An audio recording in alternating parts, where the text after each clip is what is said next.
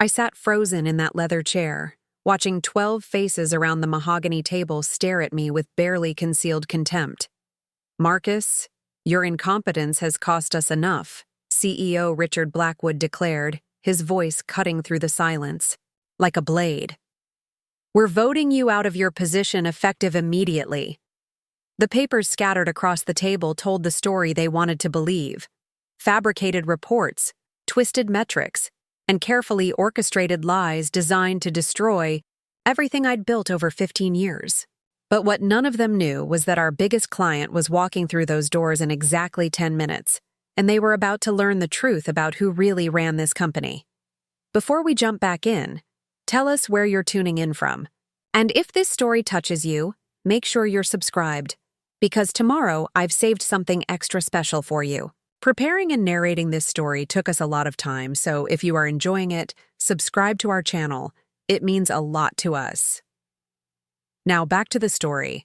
The betrayal hit me like a physical blow, but I kept my face steady. These weren't just colleagues anymore. They were executioners dressed in expensive suits, ready to end my career with a simple majority vote. I thought about my wife Sarah waiting at home, about our mortgage payments, about the promises I'd made to our teenage daughter about her college fund. Everything was about to crumble because of their greed and my refusal to compromise my principles. But sometimes the universe has a way of delivering justice when you least expect it. 3 months earlier, life seemed predictable at Meridian Financial Group. I walked into the office each morning at 7 sharp, coffee in hand, ready to tackle another day of managing our institutional clients. As senior portfolio manager, I oversaw nearly $2 billion in assets, maintained relationships with our most demanding clients, and somehow kept our volatile CEO Richard Blackwood from making decisions that would sink the entire firm. Richard was everything I wasn't: flashy, aggressive, and completely willing to cut corners if it meant bigger profits. He'd inherited the company from his father 5 years ago and immediately began reshaping it in his own image. Where the elder Blackwood had built relationships on trust and steady returns, Richard chased quick wins and risky investments that looked impressive in quarterly reports, but terrified anyone who understood long-term consequences. The tension between us had been building for months. It started with small disagreements during strategy meetings. Richard would propose some elaborate scheme involving derivatives or cryptocurrency investments, and I'd quietly point out the regulatory risks or potential client backlash. He'd brush off my concerns with that condescending smile he'd perfected, the one that said he tolerated my caution because his father had specifically requested I stay on during the transition. "Marcus thinks like an old man," he'd joke to the other executives loud enough for me to hear. "Sometimes you have to take risks to make real money." The irony wasn't lost on me. At 45, I was hardly ancient, but in Richard's world of aggressive trading and speculative investments, my preference for stability and ethical practices marked me as a relic from a bygone era. The younger portfolio managers laughed along with his jokes, eager to curry favor with the boss who controlled their bonuses and career advancement. But our clients told a different story. Month after month, my portfolios outperformed the firm average. My client retention rate was 96%, compared to the company average of 78%. When market volatility sent other managers scrambling to explain losses, my clients called to thank me for keeping their assets safe. I'd built these relationships over 15 years, through bear markets and bull runs, through economic crashes and recoveries. My biggest success story was Grandview Industries, a manufacturing conglomerate run by Elizabeth Chen, a brilliant woman in her 60s who'd built her company from a small family business into a billion-dollar operation. Elizabeth was everything. Richard pretended to be sharp, decisive, and completely intolerant of incompetence. She'd moved her company's entire pension fund to Meridian specifically to work with me, after her previous firm had nearly lost 30% of their assets. In a series of reckless trades. "I don't care about flashy returns," Elizabeth had told me during our first meeting 3 years ago. "I care about my employees' retirement security. Can you deliver that?" I could, and I did. Under my management, Grandview's pension fund had grown by 42% while maintaining the conservative risk profile she'd requested.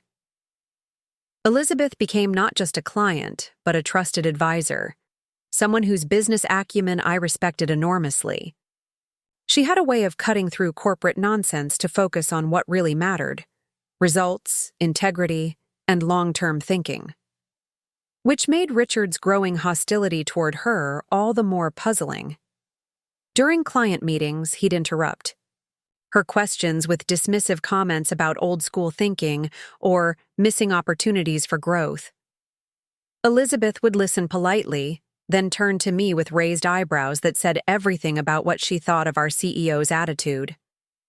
"Your boss seems to think pension funds should behave like hedge funds," she observed after one particularly uncomfortable meeting. "That's a dangerous philosophy for someone managing other people's retirement security." I agreed, but loyalty to the firm kept me from saying so directly. Instead, I focused on delivering the steady, reliable service that had built my reputation. I arrived early, stayed late, and spent weekends reviewing market analysis to ensure my clients' portfolios remained optimized. My personal life suffered. Sarah and I barely saw each other except on weekends, and our daughter Emma had stopped asking me to attend her school events because she assumed I'd be too busy. The sacrifice felt worthwhile when I looked at the results. My division generated 38% of Meridian's total revenue, despite representing only 22% of our assets under management. The math was simple. Quality clients who trusted their portfolio manager generated more business, more referrals, and more long-term stability than the flashy day trading accounts Richard preferred to chase. But Richard saw those numbers differently. During our quarterly review meetings, he'd fixate on the size of individual trades rather than overall performance. He wanted to see million-dollar swings, dramatic gains that would impress potential investors and justify his aggressive compensation package.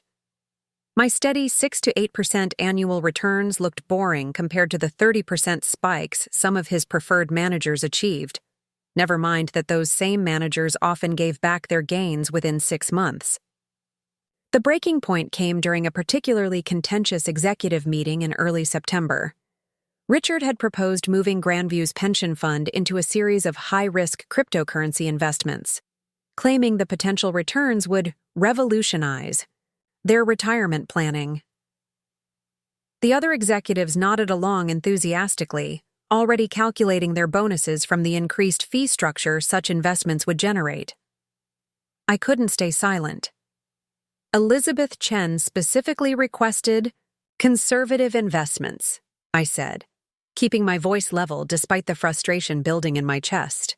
Moving her employees' pension fund into cryptocurrency would violate both her explicit instructions and our fiduciary responsibility. Richard's face flushed red. Elizabeth Chen doesn't run this company, Marcus. I do. And I'm telling you that pension fund is underperforming its potential. It's performing exactly as she requested, I replied. Steady growth with minimal risk. That's why she chose us over firms that lost millions chasing speculative investments. Maybe she chose the wrong firm, Richard snapped. Maybe she needs to work with people who understand modern portfolio management instead of hiding behind outdated strategies. The room fell silent. Even the other executives seemed uncomfortable with the implication that our biggest client might be better served elsewhere. I stared at Richard, realizing this wasn't really about investment strategies or portfolio performance. This was about control, about proving he could override anyone who questioned his authority. Elizabeth Chen's account generates more revenue than any 3 other clients combined, I said quietly. Suggesting she might be happier elsewhere seems counterproductive. Richard's smile turned predatory. Revenue isn't everything, Marcus. Sometimes you have to make tough decisions about who fits the company culture and who doesn't. I should have seen the warning signs more clearly. Over the following weeks, Richard began excluding me from meetings I'd previously attended as a matter of course. Client communications that had once come directly to me were now routed through his office first. The boardroom doors loomed ahead like the entrance to a coliseum. Inside, 12 people who controlled my professional destiny waited around that imposing mahogany table. I'd sat in this room countless times over the years, presenting quarterly reports, discussing client strategies, celebrating successful campaigns. Today, I'd be fighting for my career against accusations I couldn't have imagined in my worst nightmares.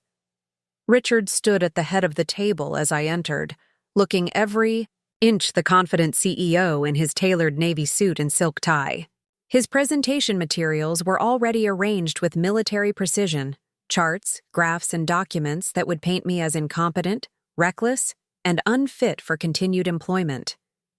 The other board members barely glanced up as I took my seat, their body language suggesting this was merely a formality before reaching their predetermined conclusion. Board Chairman William Sterling, a distinguished man in his 70s who'd known Richard's father for decades, called the meeting to order with the solemnity of a funeral director. "We're here to address serious concerns about portfolio management practices in Marcus Rivera's division," he announced, his voice carrying the weight of institutional authority.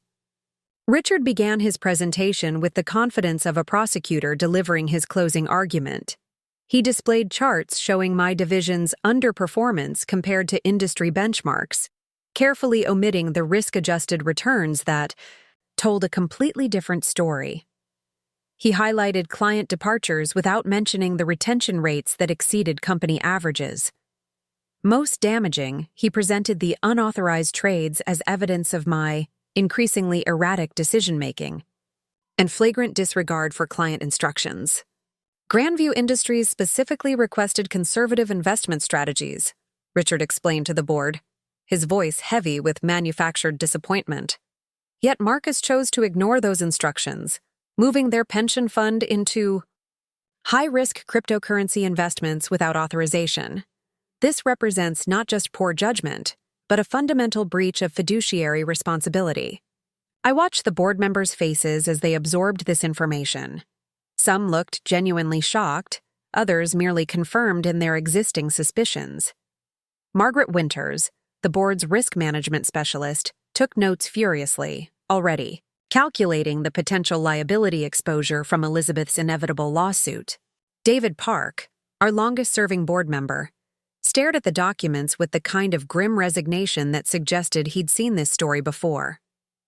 Furthermore, Richard continued, multiple clients have expressed concerns about outdated investment approaches and resistance to innovative strategies. Marcus seems unwilling or unable to adapt to the evolving needs of today's sophisticated investors. Each accusation felt like a physical blow, made worse by the kernel of twisted truth at its center. I had resisted some of Richard's more aggressive proposals, but only because they violated the specific risk parameters our clients had established. I had maintained conservative investment approaches, but only because they consistently delivered the steady returns our clients valued above speculative gains. Everything positive about my performance had been reframed as evidence of failure. When Richard finished his presentation, Chairman Sterling turned to me with the kind of paternal disappointment that cut deeper than outright hostility. "Marcus, these are very serious allegations. What's your response to these concerns?" This was my moment, perhaps my only chance to present the truth before they voted to end my career. I stood slowly, my legs unsteady beneath me, and looked around the table at faces that had once greeted me with respect and collegiality. Now they watched me with the detached curiosity of scientists observing a failed experiment. "Everything you've just heard is a deliberate distortion of the facts," I began, my voice stronger than I'd expected. "Those trading records don't tell the complete story, and the client complaints Richard mentioned don't reflect the overwhelming satisfaction ratings my division has maintained for over a decade." I opened my folder and began distributing copies of the real performance data, the numbers Richard's presentation had carefully avoided. My division has generated 38% of Meridian's total revenue over the past 3 years. while managing only 22% of our assets under management. Our client retention rate exceeds 96%, compared to the firm average of 78%. These aren't the metrics of underperformance. Margaret Winters looked up from the documents I'd provided, her expression shifting slightly, as she compared them to Richard's presentation materials. "These numbers don't match what we just saw," she observed, a note of confusion in her voice. "Because Richard's presentation used selective data to support a predetermined narrative," I replied, feeling a surge of hope as at least one board member began questioning the official story.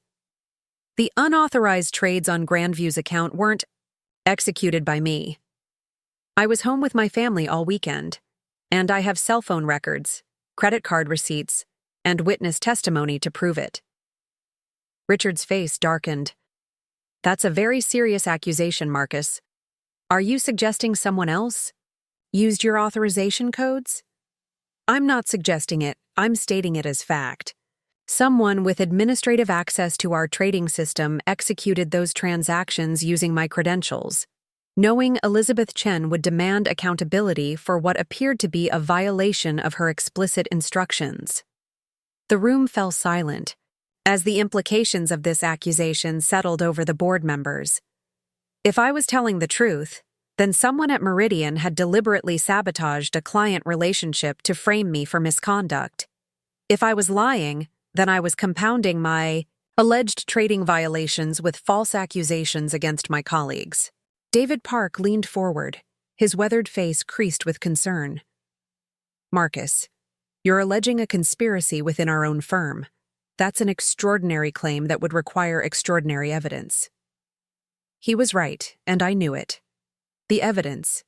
I possessed the real trading records, the timeline discrepancies, the suspicious pattern of excluded meetings and altered reports, painted a compelling picture of systematic manipulation.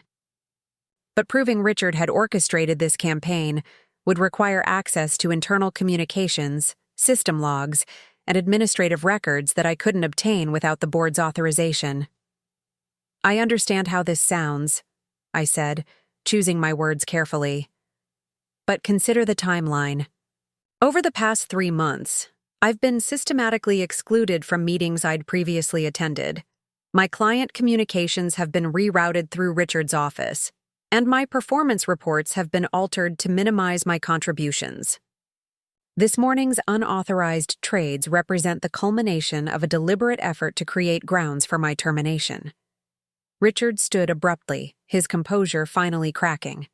"This is exactly the kind of paranoid thinking that makes Marcus unsuitable for his position," he declared, his voice rising with indignation. "Rather than accepting responsibility for his mistakes, he's creating elaborate conspiracy theories to deflect blame." But I wasn't finished. Reaching into my folder, I pulled out a series of emails I'd forwarded to my personal account over the past weeks. Communications that showed the systematic pattern of my exclusion from normal business operations. These messages document the changes in my access to client information, meeting invitations, and strategic planning sessions. The pattern is clear and deliberate. Chairman Sterling examined the emails carefully, his expression growing more troubled with each page. "Richard, can you explain why Marcus was excluded from the Grandview strategy meeting last Tuesday?" "According to our records, he's been their primary relationship manager for 3 years. Richard's pause lasted several seconds too long. We felt it was important to get fresh perspectives on that account. Marcus's approach had become too rigid. Fresh perspectives on a client relationship that generates $12 million in annual revenue? Margaret Winters interjected, her risk management instincts clearly activated. That seems like an unusual decision without documenting the rationale. I seized on this opening. Elizabeth Chen specifically requested to work with me when she moved Grandview's pension fund to Meridian. She's repeatedly expressed satisfaction with our conservative approach and steady returns. Most concerning, I noticed discrepancies in the reports being generated about my division's performance, numbers that didn't match my own records, metrics that seemed designed to minimize my contributions while highlighting areas where improvement might be needed. When I raised these concerns with HR, Department Head Jennifer Walsh listened politely before explaining that all reporting procedures were being standardized across the firm. She assured me the changes weren't personal, just part of Richard's broader efficiency initiative. But her eyes wouldn't meet mine, and she seemed eager to end our conversation as quickly as possible. The manipulation became more obvious as October progressed.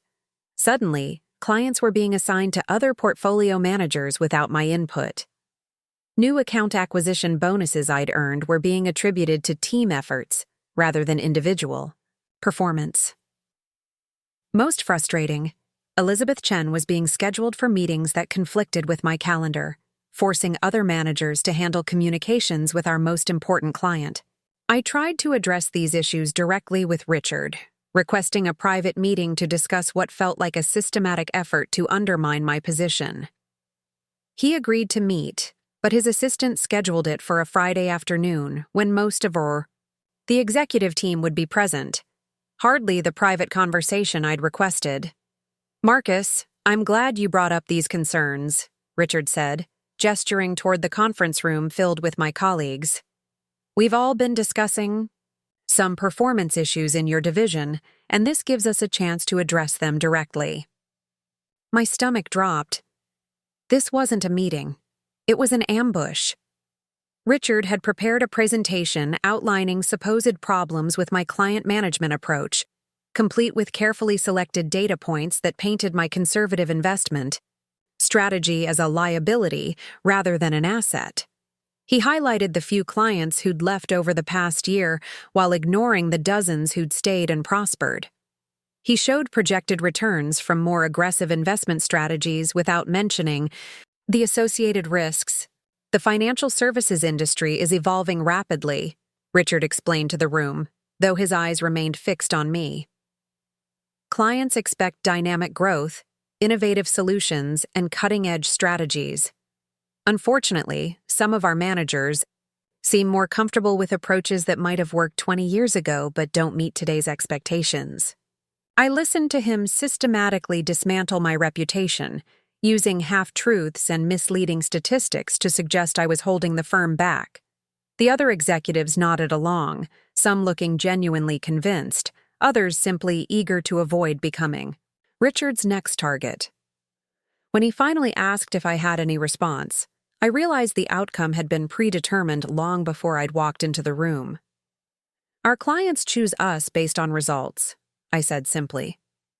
"My division has consistently outperformed firm averages while maintaining the risk profiles our clients specifically requested. I'm not sure what problem we're trying to solve here." Richard smiled that condescending smile. "The problem, Marcus, is that you're not seeing the bigger picture. This industry rewards innovation and growth, not playing it safe with other people's money." The meeting ended with vague promises to revisit these concerns and develop strategies for improvement. But I knew what I'd just witnessed. Richard had spent weeks building a case for my removal, and today had been the opening argument. The trial would continue until he'd gathered enough support from the board to make his move. I drove home that night, feeling hollow inside. Sarah took one look at my face and knew something was seriously wrong. Over dinner, I explained what had happened, watching her expression shift from confusion to anger to the kind of quiet determination that had helped us weather every previous crisis in our 15-year marriage. "They're trying to steal your job," she said bluntly. "After everything you've built there, after all the money you've made them, they want to push you out so they can take credit for your work." She was right, but knowing it didn't make the situation any easier to navigate. Fighting back would require resources I wasn't sure I possessed, political capital I'd never bothered to accumulate, relationships with board members I'd rarely interacted with, evidence of wrongdoing that would be difficult to prove. Richard had been planning this campaign for months, while I'd been focused on managing portfolios and serving clients. But giving up wasn't an option either. This job wasn't just a paycheck. It was my identity, my contribution to something larger than myself. More importantly, it was the foundation of the life Sarah and I had built together, the security that would pay for Emma's college education and our eventual retirement. I couldn't let Richard destroy all of that because he needed a scapegoat for his own inadequacies. The final piece of Richard's plan became clear the following Monday morning. I arrived at the office to find a message from Elizabeth Chen's assistant, requesting an emergency meeting to discuss concerning developments with Grandview's account. My blood went cold as I read the details. Someone had initiated unauthorized trades over the weekend, moving significant portions of her pension fund into exactly the kind of high-risk investments she'd explicitly prohibited. I called Elizabeth immediately, but her assistant explained she was already en route to our office for an unscheduled meeting with senior management. The trades had been executed using my authorization codes, though I'd been home with my family all weekend and had no knowledge of any transactions. Someone had deliberately used my access to sabotage the relationship with our most important client, knowing Elizabeth would demand accountability for what appeared to be a direct violation of her trust. This was it, the final move in Richard's chess game. He'd created a crisis that would justify my immediate termination while positioning himself as the responsible leader cleaning up my mess. The other executives would see unauthorized trades as grounds for dismissal, regardless of my protestations of innocence. Elizabeth would be furious about the breach of her explicit instructions, and her anger would provide cover for whatever disciplinary action Richard chose to take. I sat in my office, staring at the trading records that would destroy my career, and realized I was about to lose everything I'd worked 15 years to build. Richard had outmaneuvered me completely, using my own reputation for integrity against me by making it appear I'd betrayed the trust of my most valued client. But as I prepared for what would likely be my final day at Meridian Financial Group, I remembered something Elizabeth had told me during one of our strategy sessions. In business, Marcus, the truth has a way of surfacing eventually. People who build their success on lies always get exposed, usually when they least expect it. I hoped she was right, because in a few hours I'd be walking into a boardroom where 12 people would decide my fate based on carefully constructed deceptions. The only question was whether the truth would surface in time to save my career, or whether Richard's lies had already won the day. The elevator ride to the executive boardroom felt like ascending to my own execution. Each floor that passed brought me closer to facing 12 board members who'd already made up their minds based on Richard's carefully orchestrated lies. My hands trembled slightly as I clutched the folder containing my own evidence, the real trading records, client testimonials, and performance data that told the true story of my 15 years at Meridian Financial Group. But would anyone listen? Or had Richard's poisonous narrative already taken root too deeply for facts to matter? As the elevator doors opened, I saw Jennifer Walsh from HR waiting in the hallway, her face a mask of professional sympathy that barely concealed her discomfort. She'd been part of this conspiracy from the beginning, I realized now. Every time I'd raised concerns about the changing reporting procedures, every question I'd asked about my excluded meetings, she'd been feeding information back to Richard while pretending to advocate for my interests. "Marcus," she said, her voice artificially gentle, "I want you to know this isn't personal. The board simply feels it's time for new leadership in your division." New leadership. The euphemism struck me as particularly cruel. They weren't just firing me. They were erasing my contribution entirely, rewriting history to suggest my departure was part of some natural evolution rather than a calculated assassination. "Where's Elizabeth Chen?" I asked, ignoring her attempt at consolation. "She was supposed to be in a meeting about her account." Jennifer's pause lasted a fraction too long. "Ms. Chen's meeting has been rescheduled. Today's agenda focuses on internal restructuring." Another lie. They'd deliberately kept Elizabeth away because her presence would complicate their narrative. She knew the truth about those unauthorized trades, knew I'd never violate her trust in such a blatant manner. Richard couldn't risk having her defend me when he needed the board to see me as a liability rather than an asset.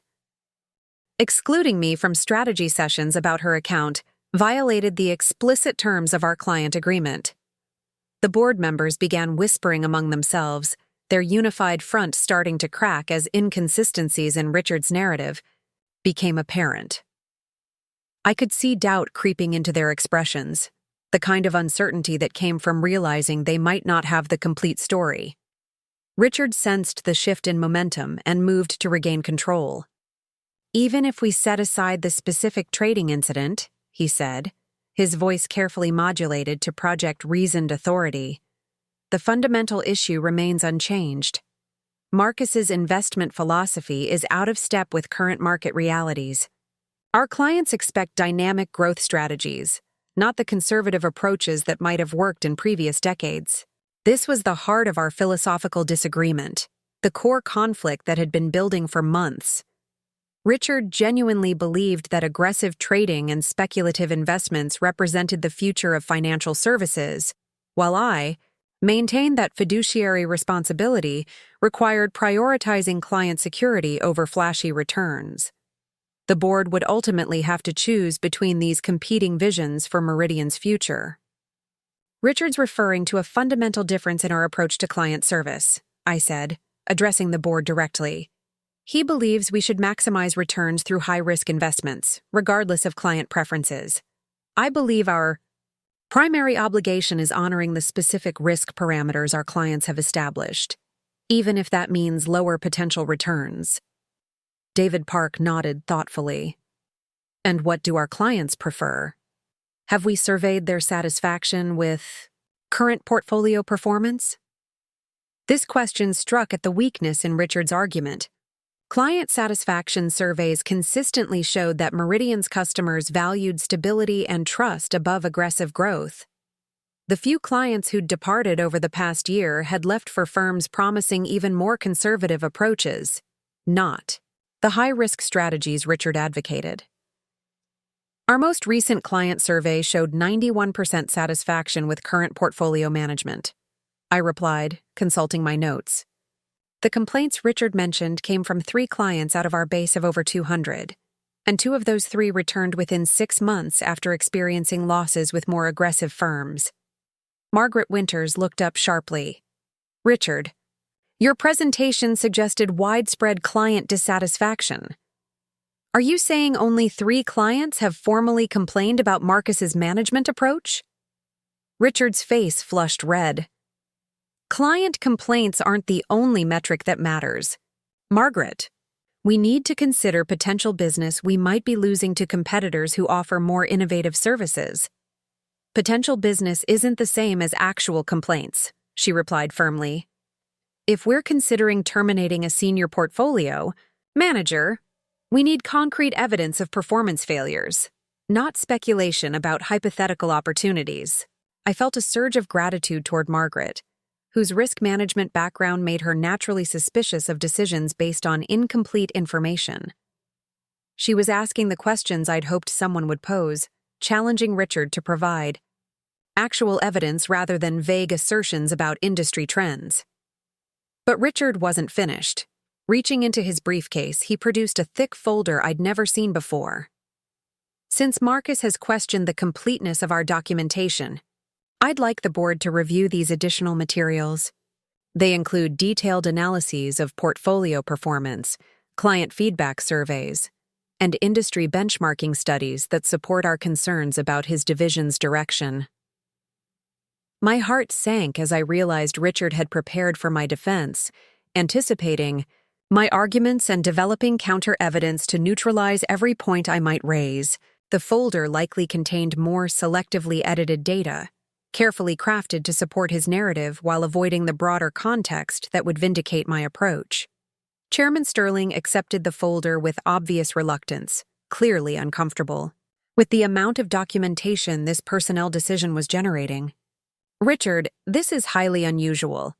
Typically, performance reviews are handled through normal HR channels, not presented to the full board with extensive supporting materials." "This situation is highly unusual," Richard replied. Marcus's resistance to constructive feedback and his accusations of conspiracy within our own firm suggest deeper issues that require board-level attention. The room fell silent again as the board members began reviewing Richard's additional materials. I watched their faces, trying to gauge their reactions to whatever evidence he'd compiled against me. Some looked confused by the competing versions of events. Others appeared frustrated by the complexity of sorting truth from manipulation. As the minutes ticked by, I found myself thinking about Sarah and Emma, about the life we'd built on the foundation of my career at Meridian. Emma was a junior in high school, already researching colleges and planning for a future that depended on my continued employment. Sarah had put her own career aspirations on hold to support my demanding schedule, trusting that the sacrifices would eventually pay off in financial security and professional satisfaction. If Richard succeeded in destroying my reputation, the consequences would extend far beyond this boardroom. Word would spread throughout the financial services industry that I'd been terminated for misconduct, making it nearly impossible to find comparable employment elsewhere. At 45, I'd be starting over in an industry that valued youth and connections above experience and integrity. But more than my own future was at stake. If Richard could orchestrate my removal through lies and manipulation, what would prevent him from targeting other employees who questioned his judgment? The culture of fear and conformity he was creating would ultimately destroy everything the elder Blackwood had built, replacing trust and competence with politics and self-preservation.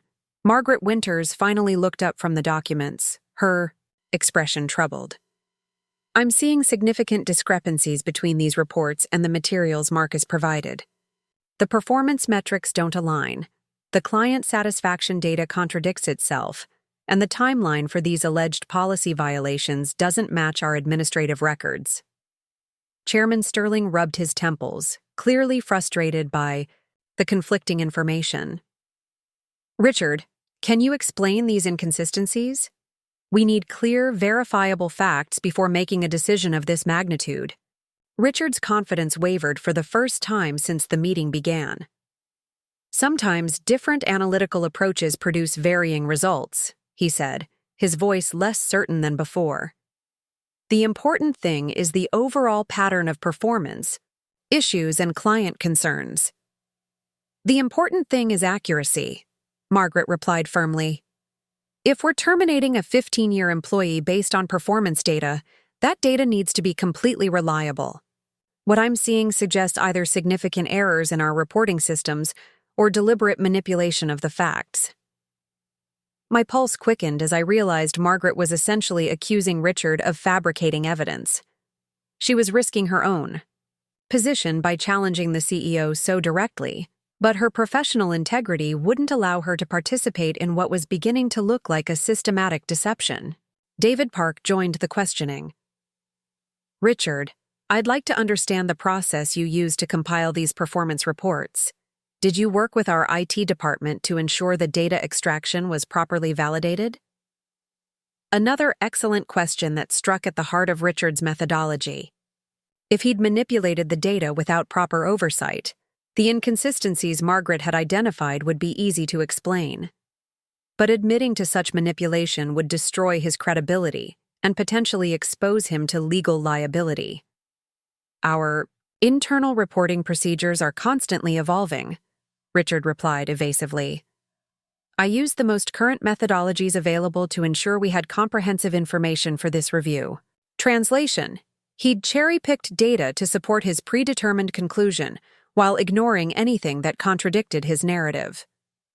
Margaret and David were clearly recognizing the evasiveness in his responses, their expressions becoming more skeptical with each non-answer. I decided to press my advantage. If there's uncertainty about the accuracy of our performance data, I'd suggest requesting an independent audit of my division's results. Any objective analysis would confirm that my portfolios have consistently outperformed firm benchmarks while maintaining the risk profiles our client specifically requested. Richard's face darkened. An audit would be expensive and time-consuming. The board shouldn't need to commission external reviews to make basic personnel decisions. If the personnel decision involves terminating a senior manager based on disputed performance data, an audit seems like a reasonable precaution, Margaret observed. The cost of verification would be minimal compared to the potential liability if we act on inaccurate information. I could see Richard's strategy beginning to unravel as board members started questioning his evidence and methodology.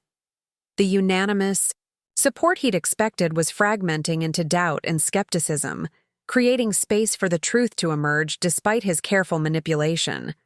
But I also knew he wouldn't surrender easily. Richard had invested too much political capital in this campaign to accept defeat gracefully. If he couldn't convince the board to terminate me based on fabricated performance issues, he'd likely escalate his attacks, making increasingly desperate accusations until someone stopped him. The confrontation was far from over, but for the first time since entering this boardroom, I felt a glimmer of hope that justice might prevail over deception. The tension in the boardroom was suffocating as Richard's carefully constructed narrative began crumbling under scrutiny.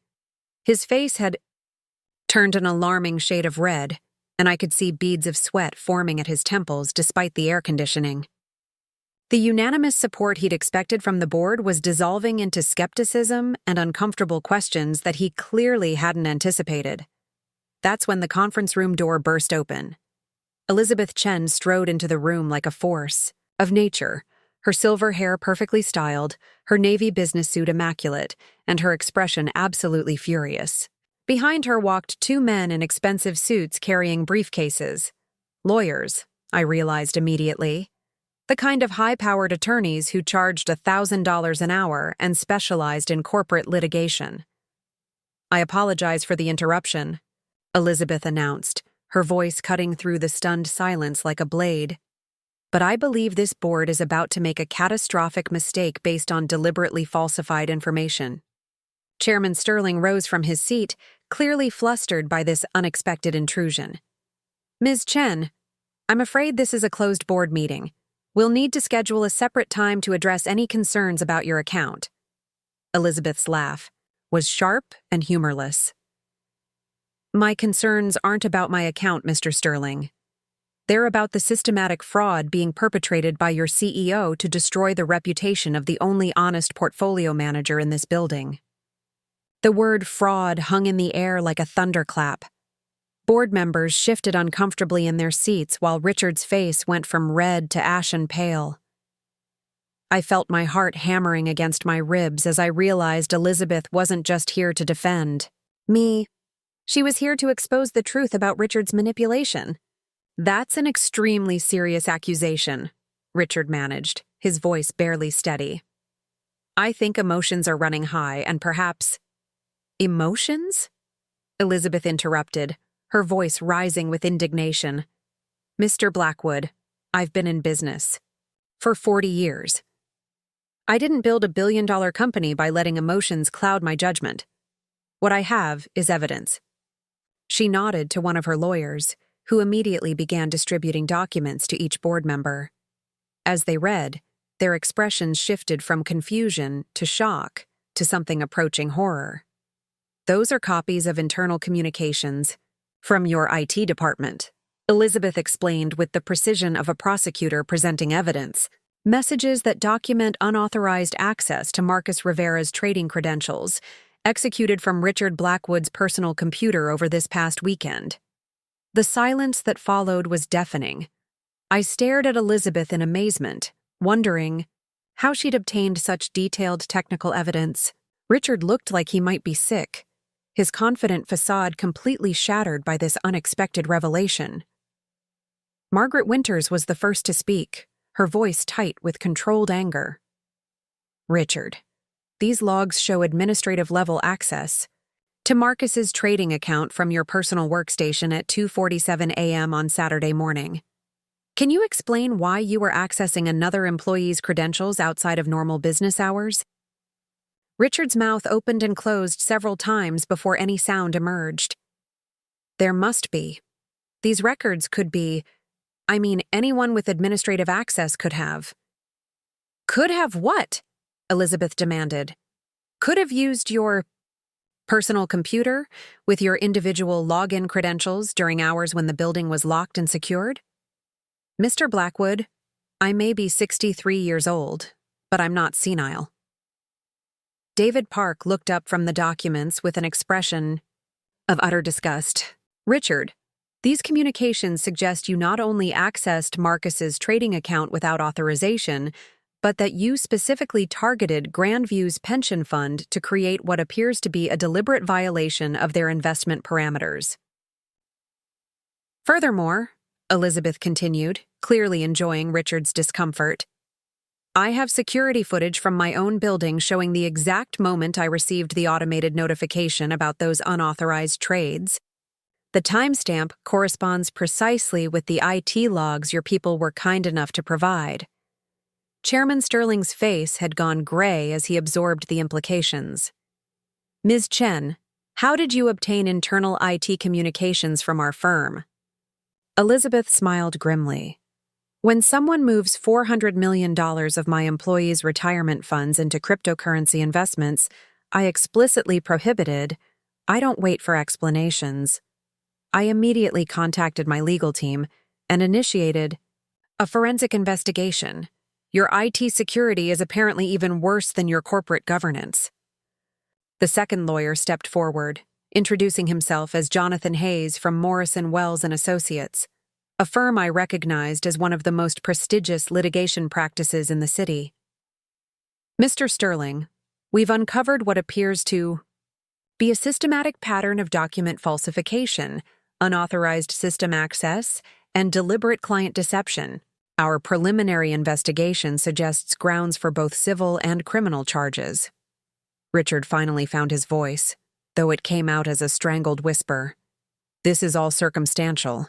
Anyone could have accessed those systems, the logs. Don't prove I personally. Actually, they do, Elizabeth interrupted, producing another document from her briefcase. Your building's security system requires keycard access for after-hours entry. These records show your personal keycard was used to enter the building at 2:15 a.m. on Saturday morning, remaining active until 3:23 a.m., coinciding exactly with the unauthorized trading activity. I watched Richard's face cycle through a range of emotions: panic, desperation, calculation, and finally a kind of resigned defeat. He'd been caught completely, his elaborate deception exposed by the very technology he'd used to execute his plan. But Elizabeth wasn't finished. The most pathetic aspect of this entire scheme, she continued, her voice dripping with contempt, is that Richard apparently believed I wouldn't notice when someone violated my explicit investment instructions. I've been managing complex financial arrangements since before he was born. Did he really think I wouldn't immediately investigate unauthorized changes to my employees' pension fund? Margaret Winters looked up from her notes, her expression a mixture of professional concern and personal outrage. Ms. Chen, beyond the immediate trading violations, what other irregularities have you discovered? Where would you like me to start? Elizabeth replied. The falsified performance reports that systematically understated Marcus's contributions? The client satisfaction surveys that were apparently fabricated entirely? The meeting minutes that recorded decisions never actually made? This isn't just incompetence. It's organized fraud designed to destroy an innocent man's career. David Park turned to Richard, his voice heavy with disappointment. Richard, I've known your family for 30 years. Your father was a man of absolute integrity who built this firm on trust and ethical behavior. What you've done here violates everything he stood for. Richard's composure finally cracked completely. You don't understand the pressure I'm under, he burst out, his voice cracking with desperation. The board expects growth, innovation, modern strategies. Marcus represents everything old and conservative about this industry. I was trying to position the firm for the future. By destroying the reputation of your most successful portfolio manager? Elizabeth asked incredulously. By fabricating evidence and stealing client funds? Mr. Blackwood, that's not innovation. That's stupidity. Chairman Sterling had been silent throughout this exchange, clearly struggling to process the magnitude of what they'd discovered. When he finally spoke, his voice carried the weight of institutional authority that had been built over decades. Richard, based on the evidence presented here today, I'm immediately suspending you from all duties pending a full investigation. Security will escort you from the building, and you're prohibited from accessing any company systems or communications until this matter is resolved. Richard looked around the room desperately, searching for any ally who might support him.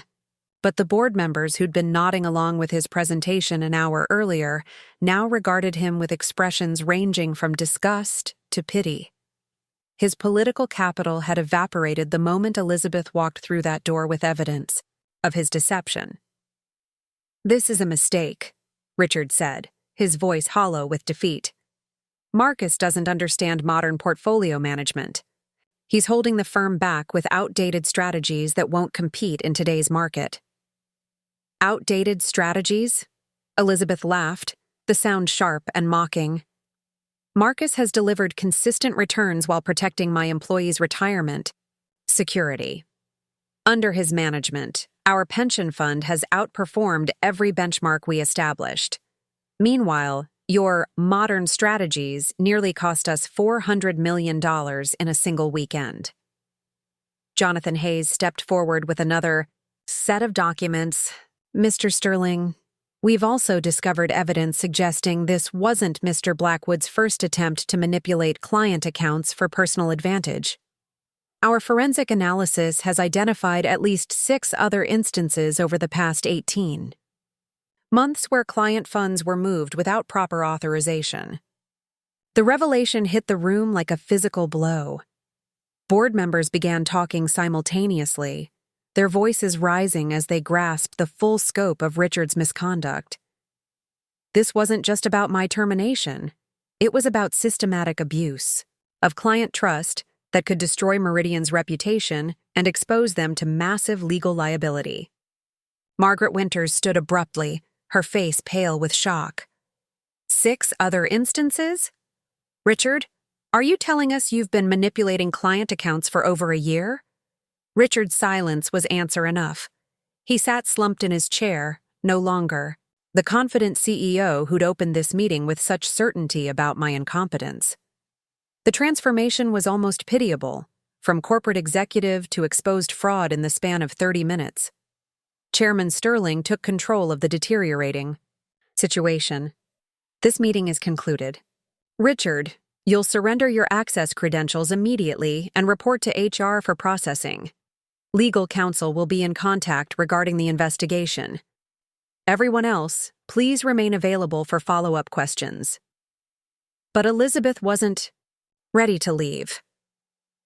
She turned to me with an expression that mixed sympathy with fierce protectiveness. "Marcus, I owe you an apology. When I first received those trading notifications, I wondered if you'd finally succumb to the pressure to abandon your principles. I should have known better." I felt emotion welling up in my throat as I realized how close I'd come to losing everything based on Richard's lies. "Elizabeth, you don't owe me anything. You did exactly what you should have done. You investigated suspicious activity and demanded accountability. What I did was trust the evidence over assumptions," she replied firmly. "That's a lesson everyone in this room should remember. When someone consistently delivers results and maintains integrity over 15 years, they deserve the benefit of the doubt when accusations surface." David Park approached us, extending his hand to me with obvious remorse. "Marcus, I apologize for the board's failure to investigate these allegations more thoroughly before scheduling this meeting. We allowed ourselves to be manipulated by someone we trusted, and you nearly paid the price for our negligence." His apology meant more than he could know. These weren't just professional colleagues anymore. They were people who'd been willing to destroy my career based on fabricated evidence. The fact that they recognized their mistake and took responsibility for it suggested there might be hope for rebuilding trust and moving forward. Margaret Winters joined our conversation, her expression serious but no longer hostile. "Marcus, We'll need to conduct a complete review of all portfolio management procedures to ensure nothing like this happens again. Would you be willing to lead that effort?" I nodded, feeling a surge of purpose that had been missing during the darkest moments of this ordeal. I'd be honored to help rebuild confidence in our systems and procedures. Our clients deserve assurance that their investments are managed with complete integrity. Elizabeth smiled for the first time since entering the boardroom. That's exactly the response I'd expect from someone who understands what fiduciary responsibility really means. "Mr. Sterling, I hope you realize what a valuable asset Marcus represents for this firm." Chairman Sterling looked genuinely chastened as he responded. "Ms. Chen, today has been a wake-up call about the importance of verification over assumption. We nearly made a catastrophic mistake based on information we should have questioned more rigorously."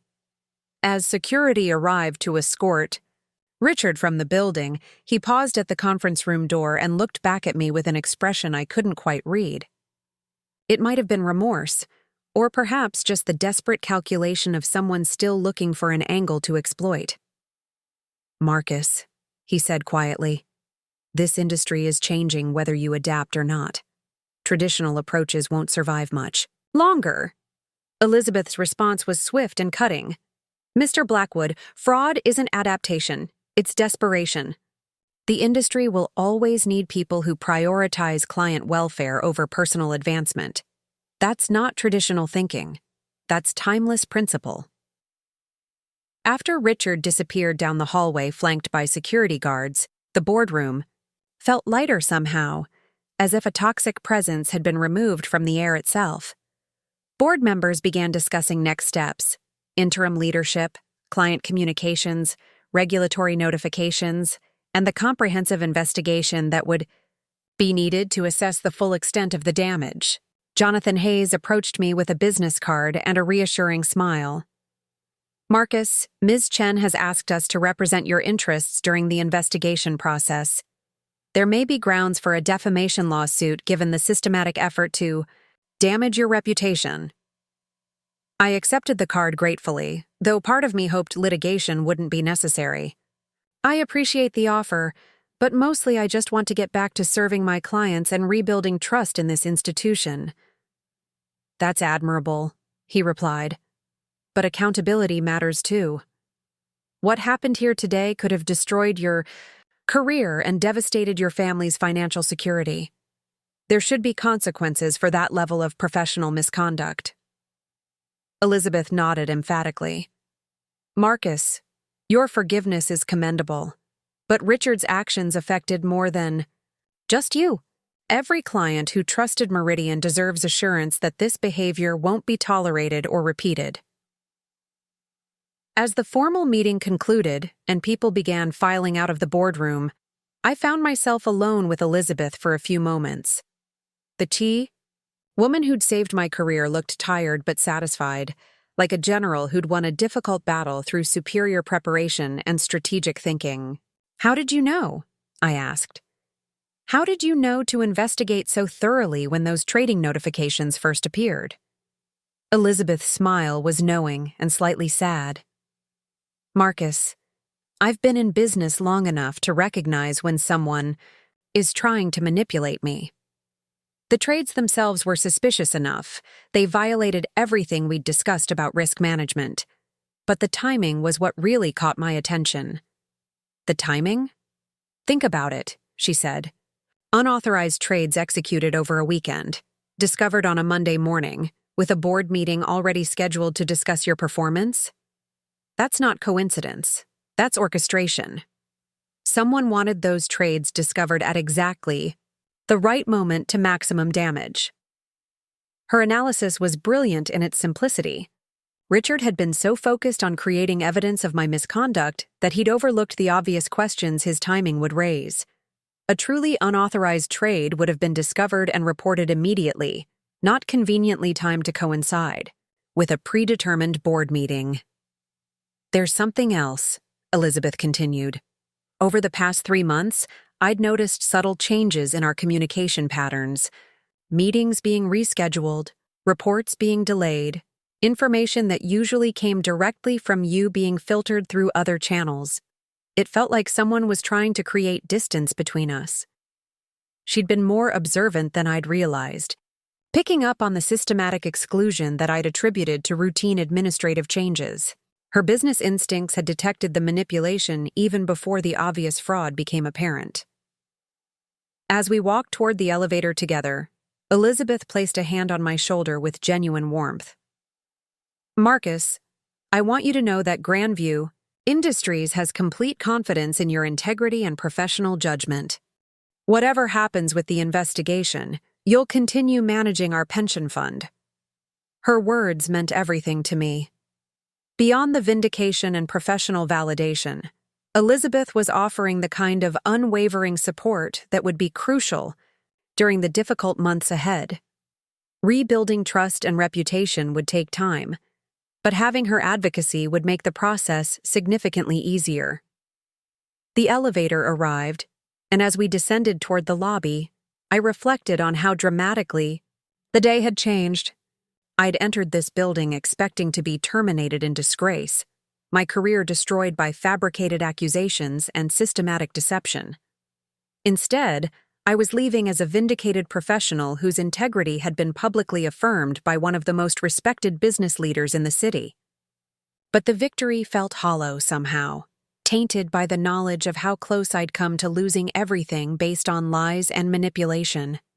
The system had worked eventually, but only because Elizabeth had possessed the resources and determination to conduct her own investigation. Without her intervention, Richard's deception would likely have succeeded. As we reached the lobby, Elizabeth paused before heading to her waiting car. "Marcus, there's one more thing I want you to remember from today. You didn't save yourself by compromising your principles or playing political games. You were vindicated because you maintained your integrity even when it seemed like the whole world was against you." Her words carried the weight of hard-earned wisdom, the perspective of someone who'd navigated decades of business challenges without sacrificing her core values. In a world that often rewarded expedience over ethics, she represented proof that principled leadership could still prevail. "Thank you," I said simply, knowing that no words could adequately express my gratitude for her intervention. "You saved more than just my career today." Elizabeth smiled as she walked toward the exit. "I didn't save anything, Marcus. I just made sure the truth had a chance to surface. That's what real leaders do. They create space for integrity to triumph over deception." As I watched her leave, I realized that this experience had fundamentally changed my understanding of professional relationships and corporate responsibility. The betrayal I'd experienced was devastating, but it had also revealed the character of people around me, showing who could be trusted when stakes were highest and who would sacrifice others to protect their own interests. Tomorrow would bring new challenges as Meridian worked to rebuild trust and reputation following Richard's exposure. There would be difficult conversations with clients, regulatory investigations, and the complex process of establishing new leadership. But for the first time in months, I felt confident about the future and my role in shaping it. The truth had finally surfaced, just as Elizabeth had predicted it would. And sometimes, that's all the justice a person really needs. The drive home felt surreal, like emerging from a nightmare into brilliant daylight. My hands were still trembling, slightly as I gripped the steering wheel, processing the magnitude of what had just transpired. 6 hours ago, I'd been facing the destruction of everything I'd worked 15 years to build. Now I was driving home as the newly appointed chief investment officer of Meridian Financial Group, tasked with rebuilding the very institution that had nearly destroyed me. The irony wasn't lost on me. Richard's attempt to eliminate me had backfired so spectacularly that I'd been elevated to a position of unprecedented authority within the firm. The board hadn't just vindicated me. They'd essentially handed me the keys to reshape Meridian's entire investment philosophy, according to principles I'd advocated for years. As I pulled into our driveway, I saw Sarah and Emma waiting on the front porch, their faces etched with the kind of worry that comes from not knowing whether your world is about to collapse. I'd texted them briefly after the meeting, saying only that everything had worked out, but I could see they needed to hear the full story before they'd truly believe it. Emma ran toward the car before I'd even turned off the engine, her 17-year-old composure cracking as she threw her arms around me. "Dad, I was so scared," she whispered against my shoulder. "Mom told me what was happening, and I thought—" "I know, sweetheart," I said, holding her tight. "I was scared too. But sometimes when people try to tear you down, they end up revealing their own weaknesses instead." Sarah approached more cautiously, her lawyer's training making her naturally skeptical of sudden reversals. "Marcus, what exactly happened in that boardroom? Your text was pretty vague." I spent the next hour recounting the day's events, watching their expressions shift from disbelief to amazement to something approaching awe. When I reached the part about Elizabeth's dramatic entrance with evidence of Richard's fraud, Emma actually gasped out loud. "She's like a real-life superhero," Emma said, her eyes wide with admiration. "She just walked in and destroyed the bad guy with facts." Sarah laughed, the sound carrying months of accumulated tension finally being released. "Your father's client is quite remarkable.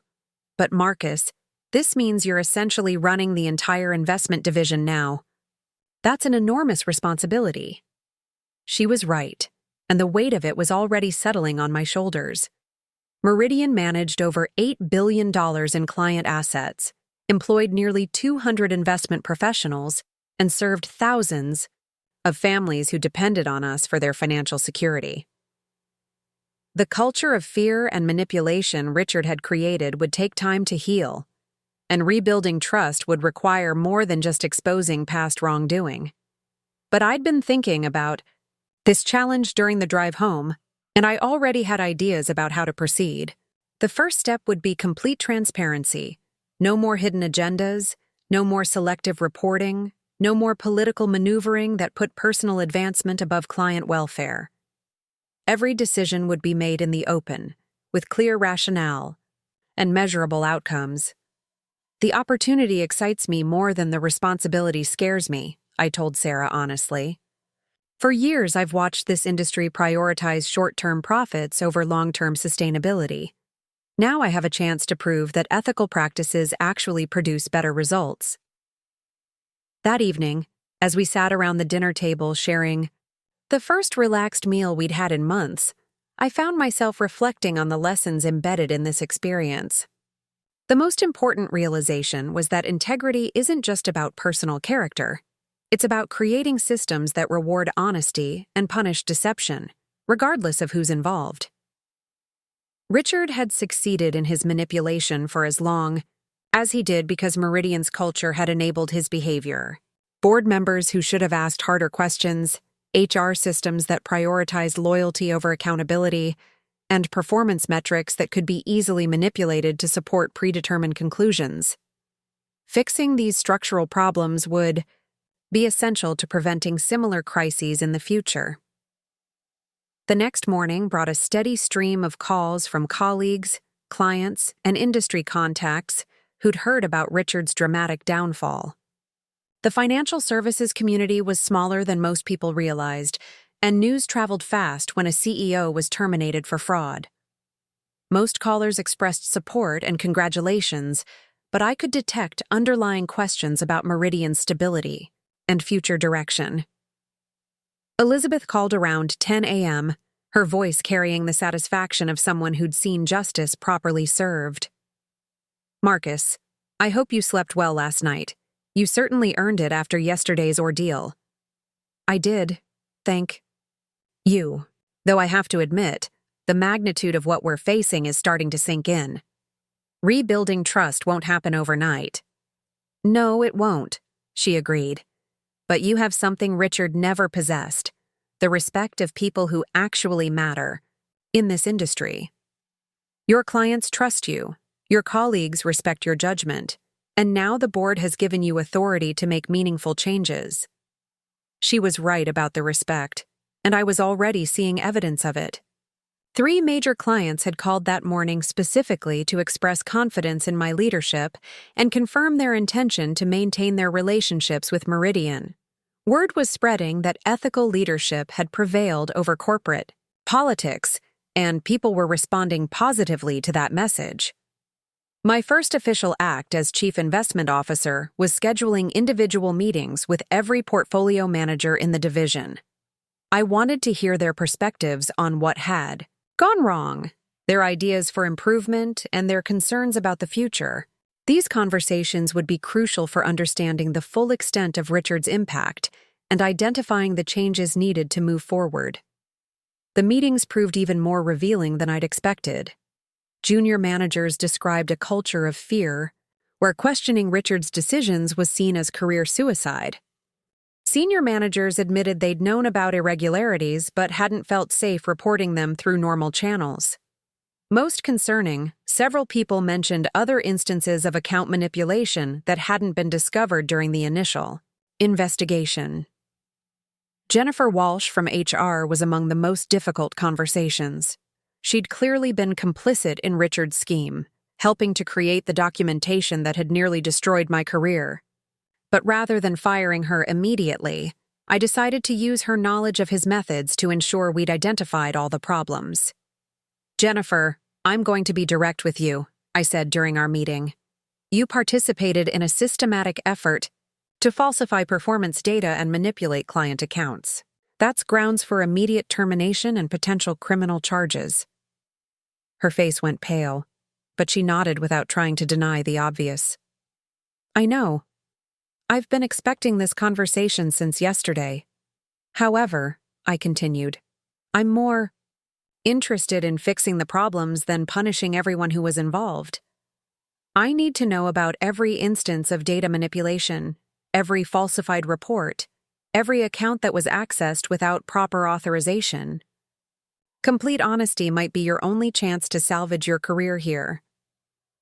The information she provided over the following days was staggering. Richard's manipulation had been far more extensive than even Elizabeth's investigation had revealed. He'd been altering performance reports for nearly 2 years, creating fake client complaints to justify removing managers who questioned his decisions, and using his administrative access to execute unauthorized trades across multiple accounts. Most disturbing were the emails she'd preserved, communications where Richard explicitly discussed framing me for misconduct as a way to eliminate opposition to his investment strategies. The premeditation was chilling, demonstrating a level of calculated malice that went far beyond simple corporate politics. Armed with this evidence, I worked with legal counsel to notify every affected client and begin the process of correcting the financial harm caused by Richard's unauthorized trading. Several clients were entitled to significant compensation for losses incurred through his manipulation, and Meridian would need to absorb those costs while implementing new safeguards to prevent future incidents. The regulatory investigation launched the following week, with federal investigators examining every aspect of Richard's tenure as CEO. The Securities and Exchange Commission was particularly interested in the systematic nature of his fraud and the apparent failure of internal controls that should have detected his activities much earlier. But amid all the investigations and remedial work, something remarkable was happening to Meridian's culture. Employees who'd been afraid to speak up for months were suddenly contributing ideas and raising concerns they'd previously kept to themselves. The atmosphere of fear and conformity was being replaced by genuine collaboration and shared accountability. Margaret Winters, who'd emerged as an unlikely ally during the board meeting, became my closest partner in implementing new governance procedures. Her risk management expertise proved invaluable in designing systems that would flag suspicious activity before it could cause significant harm. "Marcus, what impresses me most about your approach is the emphasis on prevention rather than punishment," she observed during one of our planning sessions. "Most executives would be focused on making examples of people who collaborated with Richard. Making examples doesn't solve systemic problems," I replied. "The goal is creating an environment where ethical behavior is rewarded and misconduct is impossible to hide. That requires changing incentives, not just changing personnel." 3 months after Richard's termination, Meridian's transformation was becoming visible to the broader financial community. Our client retention rate had actually improved as word spread about the new leadership's commitment to transparency and ethical practices. Several major institutional investors who'd been considering other firms decided to move their accounts to Meridian specifically because of our reputation for integrity. The turnaround wasn't just about external perceptions. It was reflected in measurable performance improvements across the board. Portfolio managers who'd been afraid to take calculated risks under Richard's micromanagement were now producing innovative strategies that balanced growth potential with client safety. Our compliance department reported 0 regulatory violations for the first time in 18 months. Most gratifying were the individual success stories emerging throughout the organization. Junior analysts who'd been overlooked or marginalized were suddenly being recognized for their contributions. Senior managers who'd been considering leaving the firm were re-engaging with renewed enthusiasm. The culture of merit and mutual respect I'd always believed in was finally becoming reality. Elizabeth remained my most trusted advisor throughout this transition, offering insights gained from decades of building and leading successful organizations. During one of our quarterly reviews, she made an observation that crystallized everything I'd learned from this experience. "Marcus, the difference between you and Richard isn't just about ethics. It's about understanding what actually creates lasting success.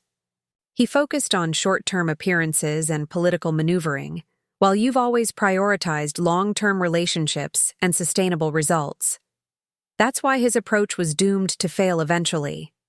Her words reminded me of a conversation I'd had with my father years earlier, when I was first starting my career in financial services. He'd worked as a bank manager for 30 years, and his advice had shaped my entire professional philosophy. "Son," he'd said, "in this business, your reputation is your most valuable asset. It takes decades to build and can be destroyed in minutes. Never do anything that compromises your integrity, because once people stop trusting you, nothing else matters."